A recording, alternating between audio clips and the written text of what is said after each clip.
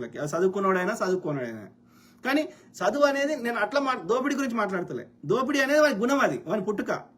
వాడి ఎంత కోటీశ్వరుడైనా వానికి వానికి 100 కార్లు ఉన్నా, వాని ఇంట్లో ముక్కిపోయే బియ్యం ఉన్నా సరే, వాడు పక్కోనికి ఉండొద్దు అని యొక్క స్వార్థం ఉన్నవాడు మనం ఏం చేయగలుగుతాం? వానికి లక్షల ఎకరాలు ఉన్నా, 1000 ఎకరాలు దోసుకొని ఉన్నా, పక్కోడికి ఒక ఎకరం కూడా రావద్దు అని వాళ్ళ యొక్క 32 కాలం రద్దు చేసి, అనుభవదారు కాలం చేసేసి పేదోడి భూమి గుంజుకునే బుద్ధి ఉన్నాక మనం ఏం చేస్తాం? దానికి కొట్లాడతాం. ఇక వాని చింతపరిగంతో వాని పక్క పెట్టుడు అవుతుంది, వాడిని దోసుకునేది మళ్ళీ తీసుకునే అవుతుంది. కానీ చదువుకున్నోడు మోసం చేస్తా అంటే, స్వార్థపడి ఉంటే ఇంకా ఎక్కువ మోసం చేయగలుగుతాడు. మనం స్వార్థపడలేదు, వాళ్ళు పొద్దుగాలేసి కొట్లాడుతున్నాం కదా. నేను దాని గురించి అంటలే. జనరల్ గా చదువుకుంటే మనకి అన్ని విషయాల మీద పరిజ్ఞానం వస్తుంది, పోరాటం చేయడానికి అవకాశం ఉంటుంది. అదొక ఆయుధం. ఇప్పుడు కత్తి ఉన్నది. కత్తి అనేది డాక్టర్ ఏం చేస్తాడు? ఒకరిని కోసి వాని యొక్క లోపల ఉన్న క్యాన్సర్ కనందో అది ఏదో ఉంటే చెడుది ఉంటే